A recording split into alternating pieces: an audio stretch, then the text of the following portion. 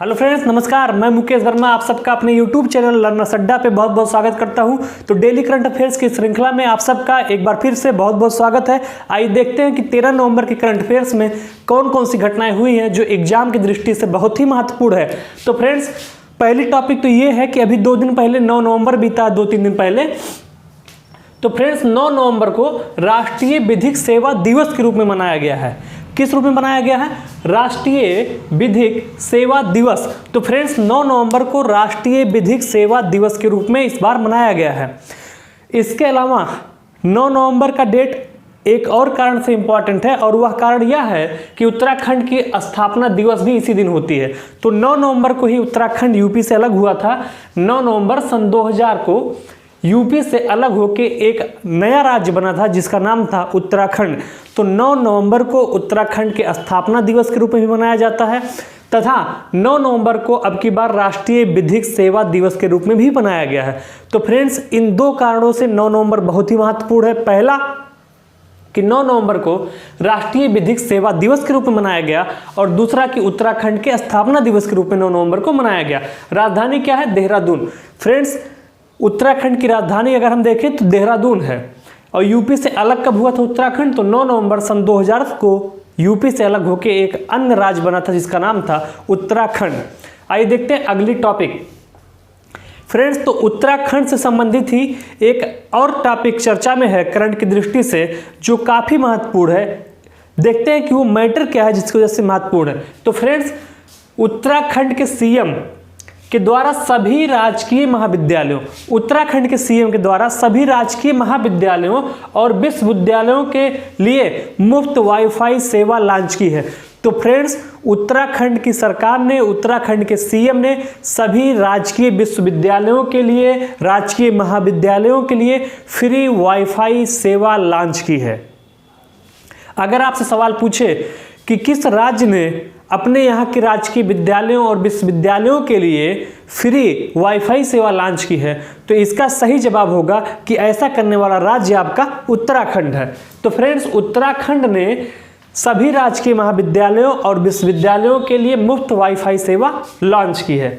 इसके अलावा देखते हैं कि अन्य कौन कौन से ऐसे फैक्टर हैं जो उत्तराखंड की दृष्टि से महत्वपूर्ण है। तो फ्रेंड्स, उत्तराखंड में ही भारत का पहला लाइकेन पार्क स्थापित किया जा रहा है। उत्तराखंड में भारत का पहला लाइकेन पार्क स्थापित किया जा रहा है।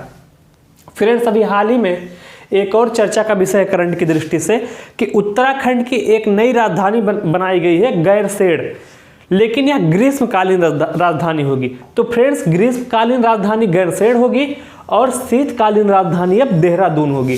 तो देहरादून आपकी शीतकालीन राजधानी होगी, शीतकालीन राजधानी होगी, और आपका गैरसेण जो है वो ग्रीष्मकालीन राजधानी होगा। तो याद रखिएगा, उत्तराखंड की अब से 2 राजधानियां हैं, एक शीतकालीन, एक ग्रीष्मकालीन। अगर बात शीतकालीन राजधानी की होगी तो देहरादून सही जवाब होगा, और अगर बात ग्रीष्मकालीन राजधानी की होगी तो इसका सही जवाब आपका गैरसेण होगा। इसके अलावा होप पोर्टल। तो फ्रेंड्स, आपसे अगर एग्जाम में पूछे कि होप पोर्टल कहाँ शुरू किया गया है, तो होप पोर्टल बेरोजगार युवाओं के लिए उत्तराखंड में ही शुरू किया गया है, उत्तराखंड सरकार के द्वारा। तो फ्रेंड्स, उत्तराखंड सरकार के द्वारा होप पोर्टल शुरू किया गया है बेरोजगार युवाओं के लिए। आइए देखते हैं अगला टॉपिक कौन सा है। Friends, Daniel Medvedev Paris master 2020 खिताब विजेता है। तो फ्रेंड्स, अगर आपसे पूछे कि पेरिस मास्टर 2020 के खिताब विजेता कौन है, तो फ्रेंड्स डेनियल मेडवेडेव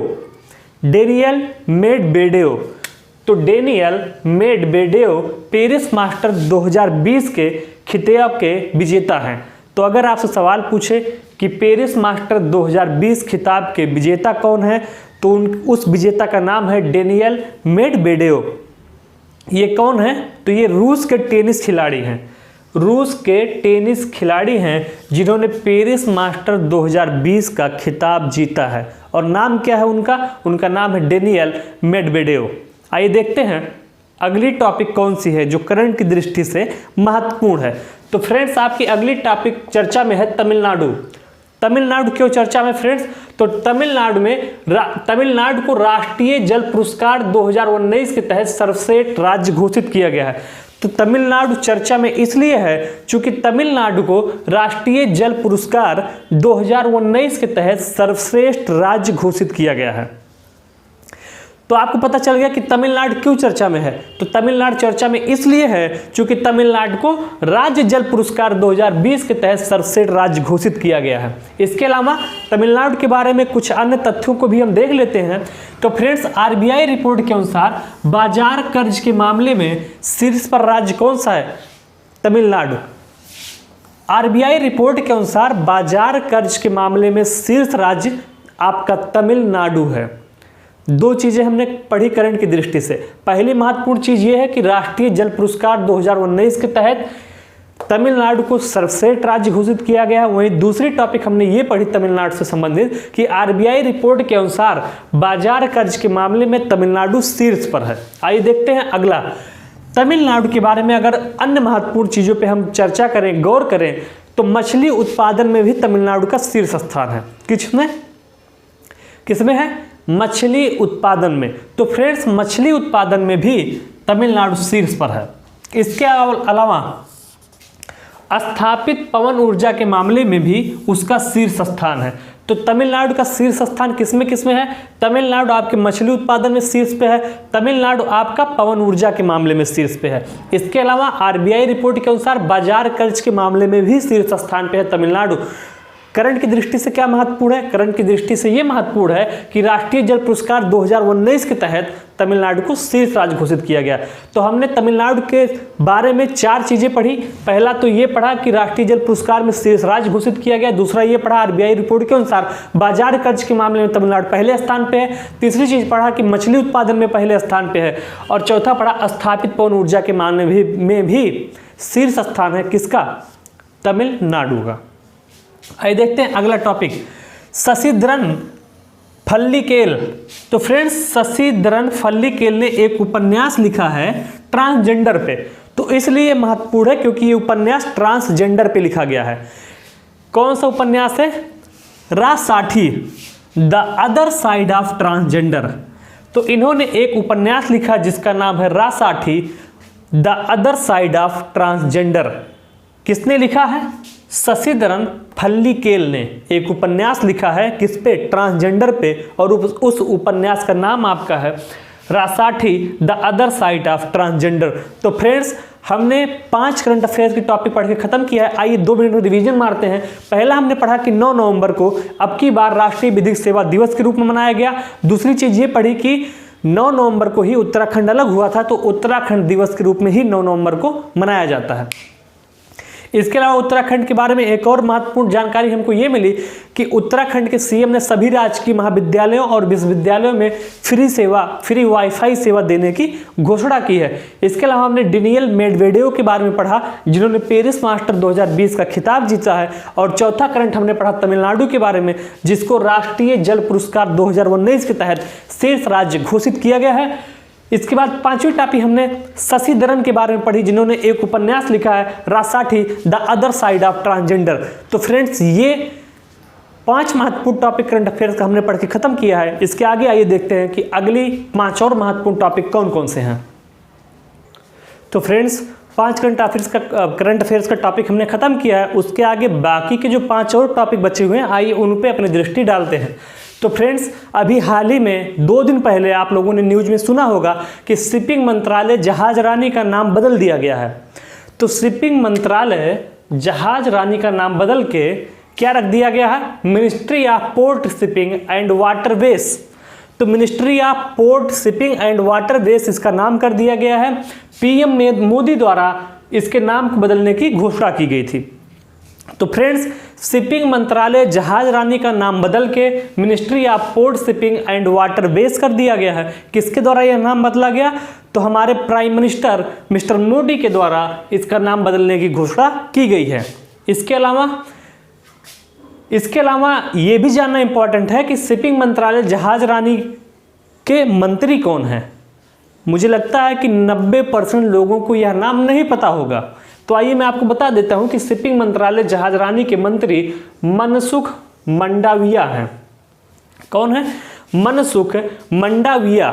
तो शिपिंग मंत्रालय जहाज रानी के मंत्री आपके मनसुख मंडाविया हैं। शिपिंग मंत्रालय जहाज रानी का नाम बदल के ministry of port shipping and waterways कर दिया गया है। किसके द्वारा यह नाम बदला गया? तो हमारे प्राइम मिनिस्टर मिस्टर मोदी के द्वारा यह नाम बदला गया है। ओके फ्रेंड्स, आइए देखते हैं अगला टॉपिक, परिवर्तन योजना। तो फ्रेंड्स, अगर आपसे एग्जाम में पूछता है कि परिवर्तन योजना कहाँ शुरू की गई है, तो आप इसका सही जवाब देंगे कि परिवर्तन योजना आपके केरला में शुरू की गई है। तो परिवर्तन योजना केरल में स्टार्ट की गई है मछुआरों के जीवन में सुधार के लिए। किस लिए? मछुआरों के जीवन में सुधार के लिए केरला में परिवर्तन योजना शुरू की गई। आप सबको पता होगा ये जितने तटीय राज्य हैं, केरल हो गया, तमिलनाडु हो गया, पश्चिम बंगाल हो गया, यहाँ बड़े मात्रा में मछुआरे पाए जाते हैं जो कि समुद्र में मछलियों का व्यापार करते हैं।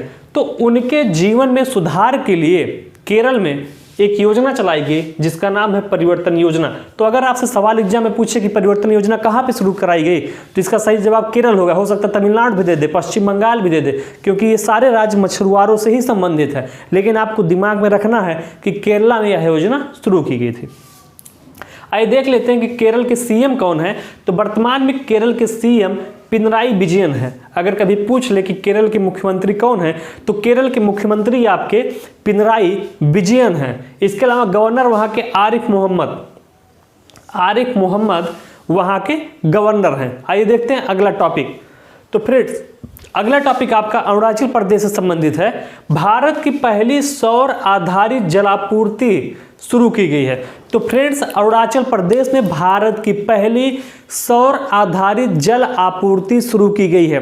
अगर आपसे सवाल पूछे कि भारत की पहली सौर आधारित जलापूर्ति किस राज्य ने शुरू की है या किस राज्य में शुरू की गई है, तो फ्रेंड्स इसका सही जवाब होगा कहाँ पे शुरू की गई है? अरुणाचल प्रदेश में। अगर आपसे ये सवाल पूछे कि भारत की पहली सौर आधारित जलापूर्ति कहाँ शुरू की गई है और आपको 4 विकल्प दे, अरुणाचल, मिजोरम, असम, त्रिपुरा, तो इसका सही जवाब क्या होगा? अरुणाचल प्रदेश में होगा।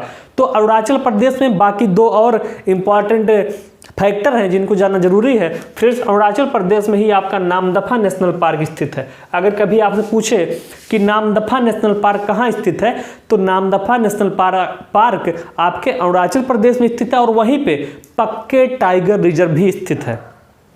कहाँ पे? अरुणाचल प्रदेश में। तो फ्रेंड्स, अरुणाचल प्रदेश में ही पक्के टाइगर रिजर्व स्थित है एंड अरुणाचल प्रदेश में ही आपका नामदफा नेशनल पार्क स्थित है। अरुणाचल प्रदेश भारत की पहली सौर आधारित जल आपूर्ति करने वाला राज्य बन गया है। तो ये महत्वपूर्ण है, इसको आप टिक कर लीजिए, ये सवाल पूछा जाएगा। आइए देखते हैं अगली टॉपिक। तो फ्रेंड्स, अगली टॉपिक जो चर्चा में है वो बांग्लादेश है। बांग्लादेश क्यों चर्चा में है? तो फ्रेंड्स, बांग्लादेश ने कोविड वैक्सीन खुराक के लिए सीरम इंस्टीट्यूट ऑफ इंडिया के साथ समझौता किया है। तो आपसे पूछेगा कि कोविड वैक्सीन के खुराक के लिए किस देश ने भारत के सीरम इंस्टीट्यूट ऑफ इंडिया के साथ समझौता किया है, ये सवाल आपसे एग्जाम में पूछा जाएगा। तो इसका सही जवाब है कि बांग्लादेश ने कोविड-19 वैक्सीन खुराक के लिए सीरम इंस्टीट्यूट ऑफ इंडिया के साथ समझौता किया है। बांग्लादेश ही विश्व के 75% हिल्सा मछली का उत्पादन करता है। तो विश्व के 75% हिल्सा मछली का उत्पादन कौन करता है?